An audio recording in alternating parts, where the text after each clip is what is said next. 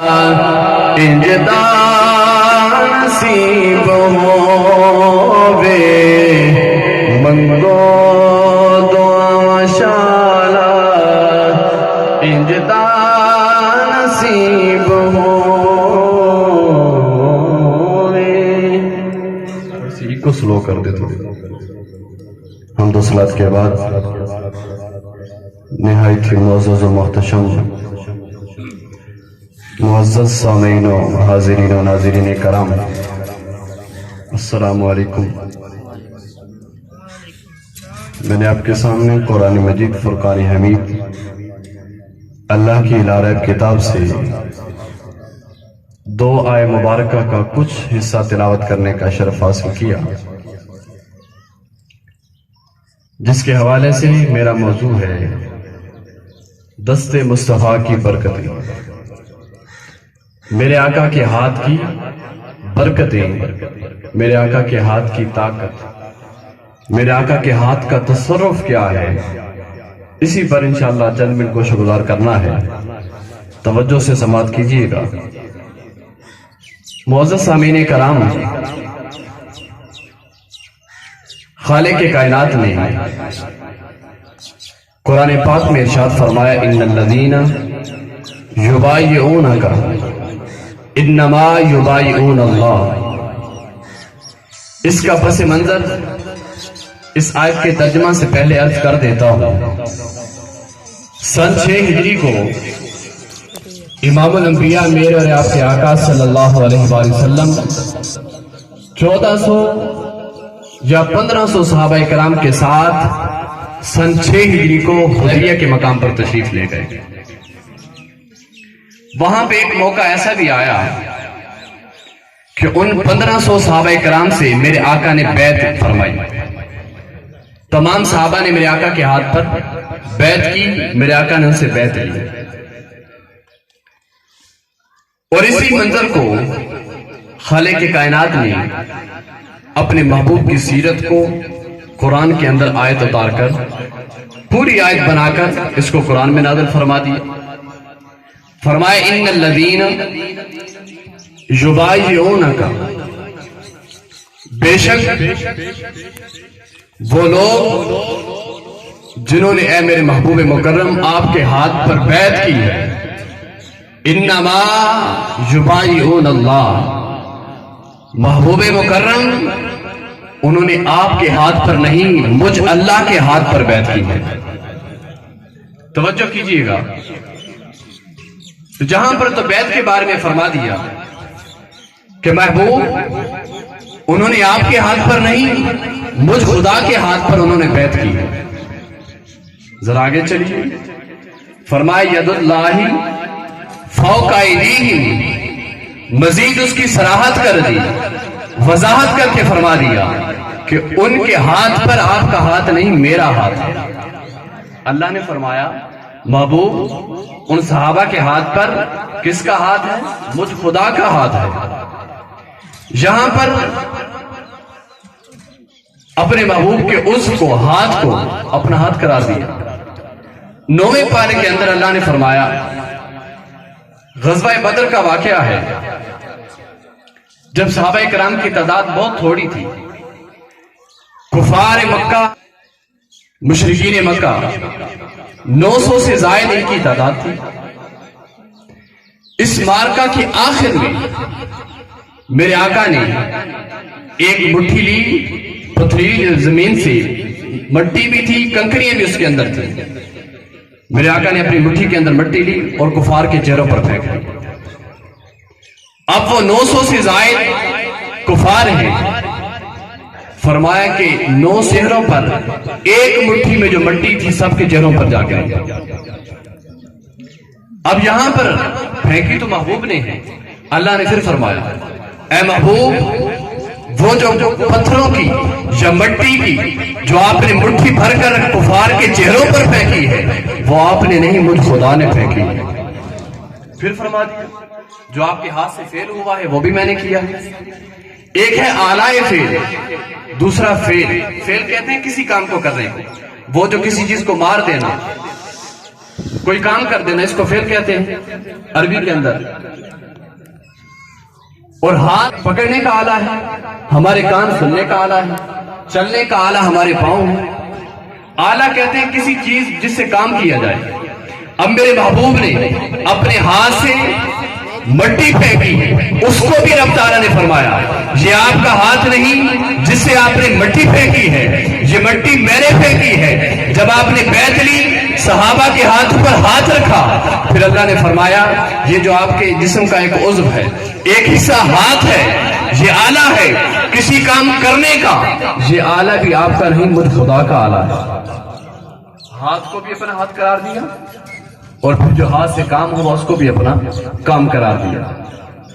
اب اس کے اندر امام ابن جریر طبری رضی اللہ تعالیٰ عنہ، انہوں نے کثیر تعداد میں روایات کو اکٹھا کیا بہت سے صحابہ کرام سے، اور غزوہ بدر کے واقعہ کے ساتھ ان کو ملایا ہے. اب یہاں پہ ایک بڑی قابل غور بات ہے. جب 5000 فرشتے غزوہ بدر میں اللہ کے محبوب کی مدد کے لیے آئے تھے، قرآن میں اللہ نے اس کے چوتھے بارے میں ذکر فرمایا ہے. اب سوچنے کی بات یہ ہے، فرشتوں کا کام لڑنا تو نہیں ہے کہ وردیاں پہن کر ہاتھوں میں تلواریں اٹھا کر لڑنا تو نہیں ہے. ان کا کام ہے تو صرف اللہ کی عبادت کرنا ہے. اسی طرح فرشتوں کا کام بس اللہ کی عبادت کرنا ہے.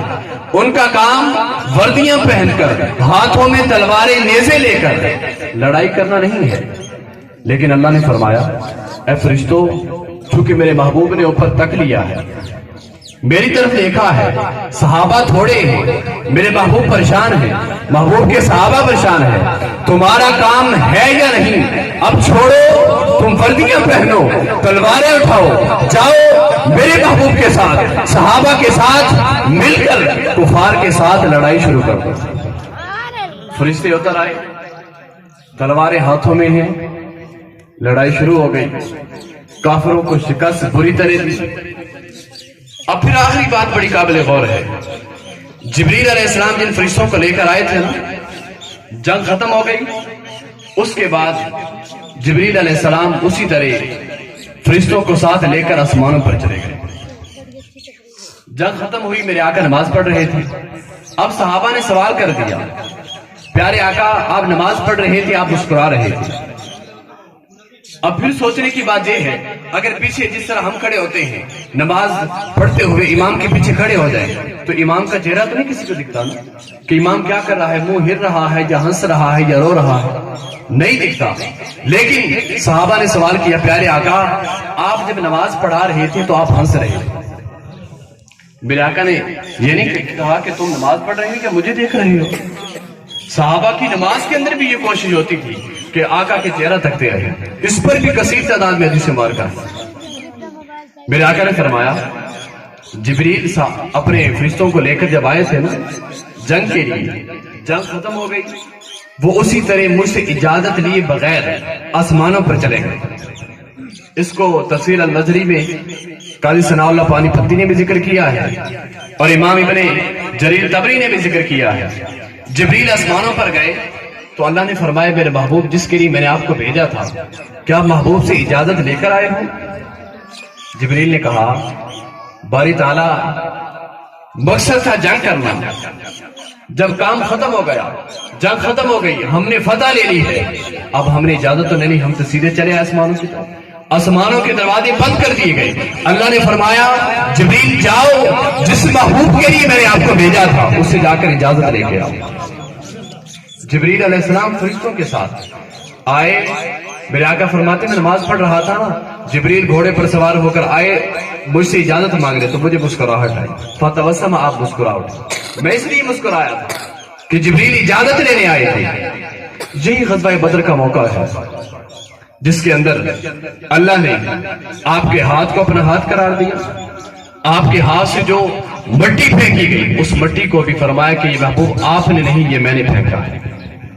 چونکہ میرا موضوع ہے دست مصطفیٰ کی برکت، اسی پر بخاری میں بھی حدیث مبارکہ موجود ہے، مسلم میں بھی ہے، ابی داؤد میں بھی ہے، نسائی میں بھی ہے، ابن ماجہ میں بھی ہے، اور اس کے علاوہ کثیر تعداد میں یہ حدیث مبارکہ حدیث کی کتابوں میں موجود ہے. میرے آقا جمعہ کا دن تھا، خطبہ ارشاد فرما رہے تھے. ایک شخص سامنے سے کھڑا ہوا، سخت گرمی تھی، عرصہ سے بارش مدینہ میں نہ ہوئی تھی. سامنے سے ایک شخص کھڑا ہوا، عرض کرنے لگا پیارے آقا صلی اللہ علیہ وسلم قحط سالی ہے، پیاس سے مر رہے ہیں، سبزہ نہیں ہے، اللہ سے دعا مانگے بارش ہو جائے. سمجھ آ رہی ہے؟ بارش ہو جائے، دعا مانگے. میرے آقا نے بھائی ممبر پہ بیٹھے دعا مانگی، یا اللہ بارش عطا فرما، اللہم اسقنا غیثا مغیثا مریا نافعا. لمبی دعا ہے. میرے آقا نے دعا فرمائی، یا اللہ بارش عطا فرما دے. صحابہ کہتے ہیں کہ دور دراز تک بادلوں کا کوئی نام و نشان نہیں تھا، اور کہتے ہیں جو ہی میرے آقا نے دعا مانگی، ہاتھ نیچے کیے، دوڑتے ہوئے بادل اکٹھے ہوئے، بارش برسنا شروع ہو گئی. پورا ہفتہ بارش ہوتی رہی. اگلا جمعہ پھر میرے آقا خطبہ ارشاد فرما رہے ہیں. سامنے سے وہی شخص، راوی کہتے ہیں یا کوئی اور شخص، پھر کھڑا ہو گیا. پیارے آقا دعا فرمائیں، اب ہم ہلاک ہو رہے ہیں، راستے بند ہو گئے، ہلاکت واقع ہو رہی ہے، دعا فرمائیں کہ بارش اب رک جائے، بارش اب رک جائے. میرے آقا مسکرائے. جب اس نے کہا نا ہم ہلاک ہو رہے ہیں، بارش رک جائے، دعا فرما دیں، میرے آقا مسکرا پڑے. میرے آقا نے اپنا ہاتھ اوپر اٹھایا اور دعا کی، ہوا لینا بنا لینا، پیارے اب ہمارے ارد گرد بارش برسا، ہمارے اوپر نہ برسا.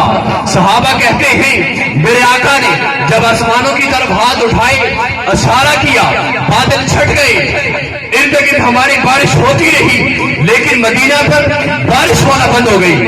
وہ جب میرے آقا نے ہاتھ اٹھائے تھے، بادلوں کا نام و نشان نہ تھا، بادل اکٹھے ہو کر برسنے لگے. جب دوبارہ ہاتھ اٹھائے، اشارہ فرمایا ارد گرد بارش ہو، ہمارے اوپر نہ ہو. فرماتے ہیں جو ہی ہاتھوں کا اشارہ ہونا تھا، بادل چھٹ گئے، پھٹ گئے، ارد گرد بارش ہوتی رہی، ہمارے اوپر بارش کا ایک قطرہ بھی نہ برسا. نعرہ رسالت، نعرہ حیدری، جشن میلاد مصطفیٰ، سرکار کی آمد، مندار کی آمد، آقا کی آمد، جشن میلاد مصطفیٰ. صحابہ کہتے ہیں جب بارش کے لیے ہم نے درخواست کی تھی، تب بھی بادلوں کا نام و نشان نہ تھا، فوراً آ گئے. جب پھر درخواست کی آقا سے، پیارے آقا اب ہم ہلاک ہو رہے ہیں، اب پھر دعا فرما دیں بارش رک جائے. جب میرے آقا نے ہاتھ سے اشارہ فرمایا گولائی کی طرح، فرماتے ہیں پھر بادلوں کا نام و نشان بھی نہ رہا، ہمارے ارد گرد بارش ہوتی رہی، ہمارے اوپر بارش نہ ہوتی تھی.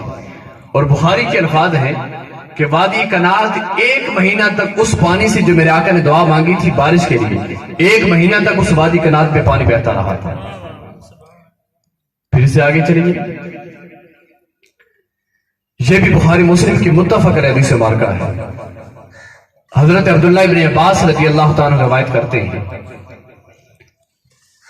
فرماتے ہیں ایک دن سورج گرنے لگا، ہم آقا علیہ الصلوۃ والسلام کے ساتھ مسجد نبوی میں نفل نماز جماعت کے ساتھ پڑھ رہے تھے.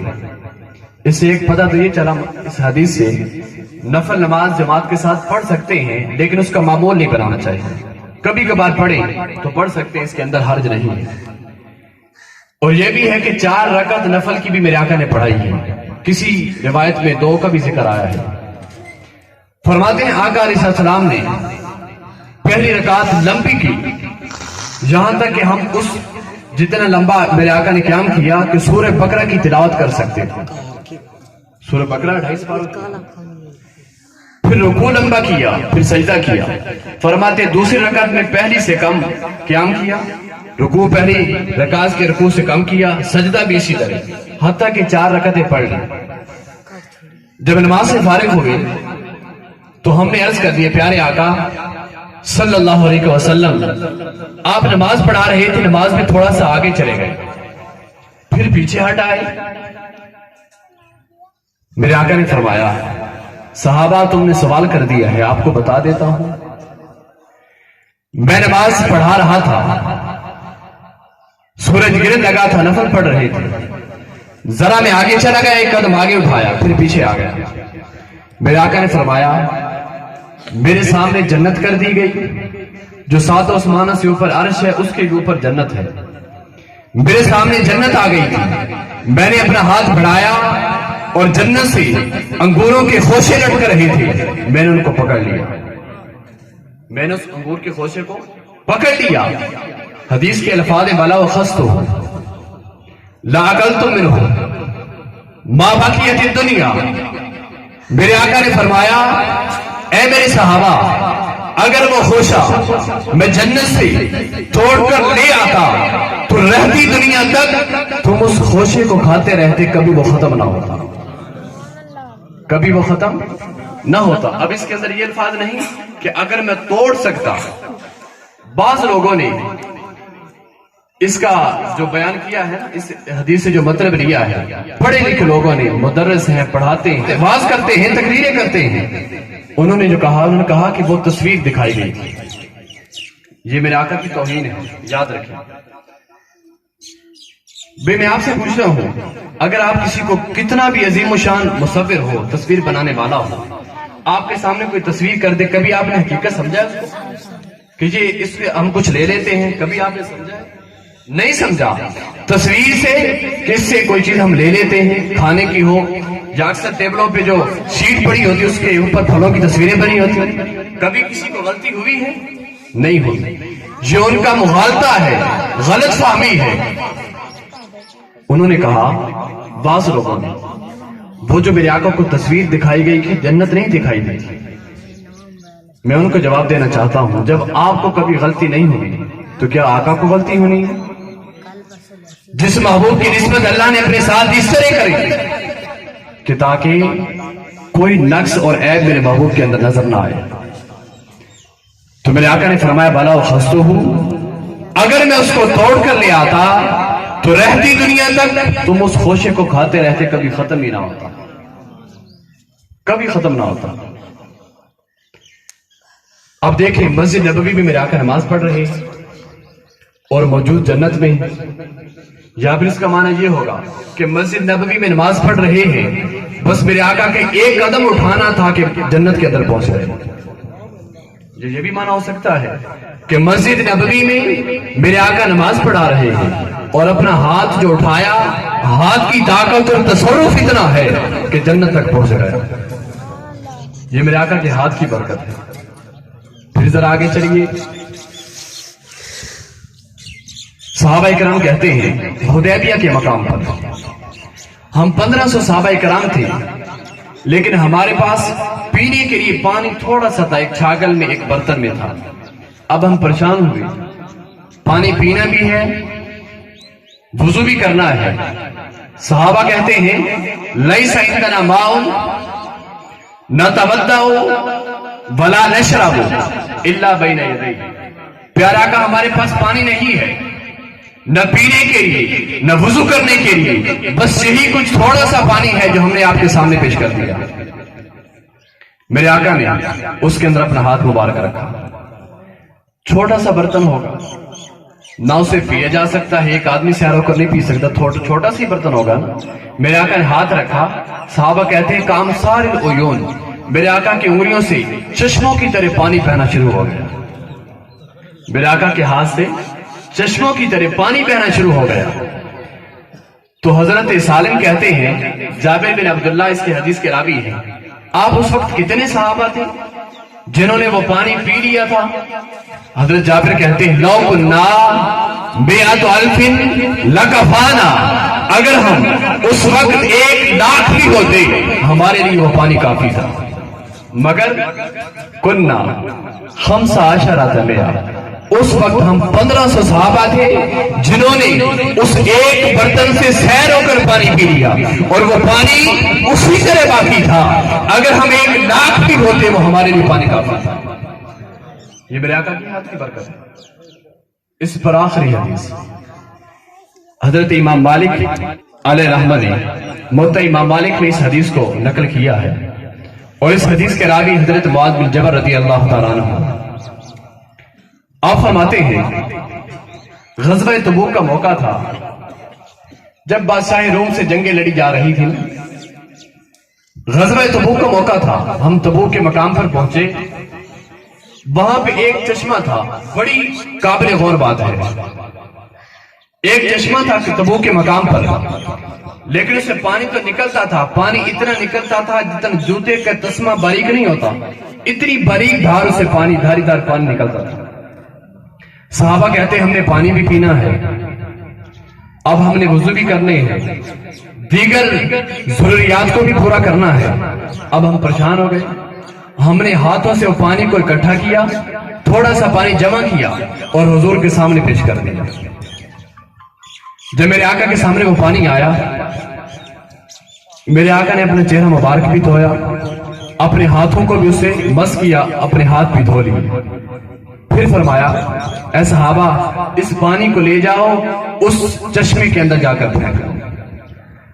صحابہ کہتے ہیں ابھی بس پانی کے دوبارہ جو آقا کے ہاتھوں کو لگا تھا اس چشمے میں پھینکنے کی دیر تھی، بس چشمہ ابلنے لگا، پانی ہی پانی اس کے اندر ہو گیا،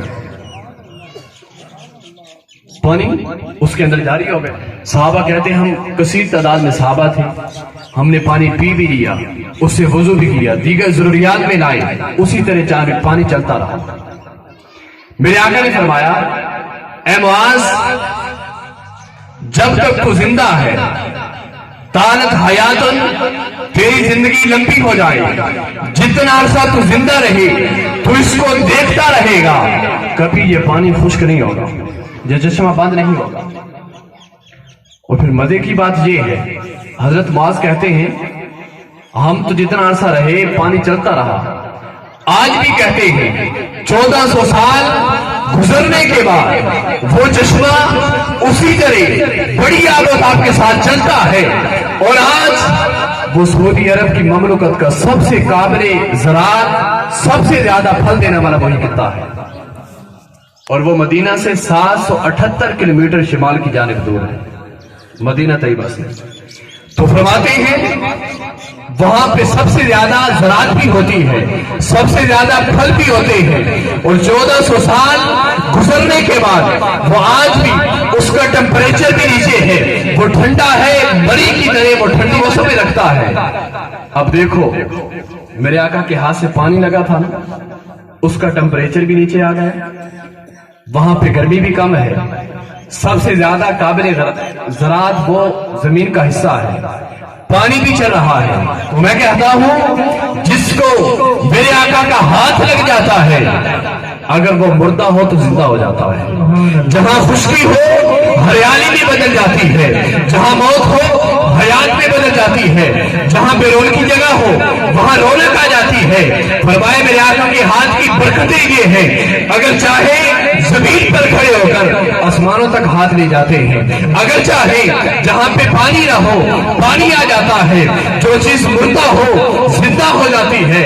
فرمایا جس چیز کو بھی میرے آقا ہاتھ لگا جاتے ہیں، صحابہ کے بازو ٹوٹ جاتے ہیں، ہاتھ لگاتے ہیں بازو ٹھیک ہو جاتا ہے۔ سبحان اللہ، نعرہ تکبیر، نعرہ رسالت، نعرہ حیدری، جشن میلاد مصطفیٰ، سرکار کی آمد، منتھار کی آمد۔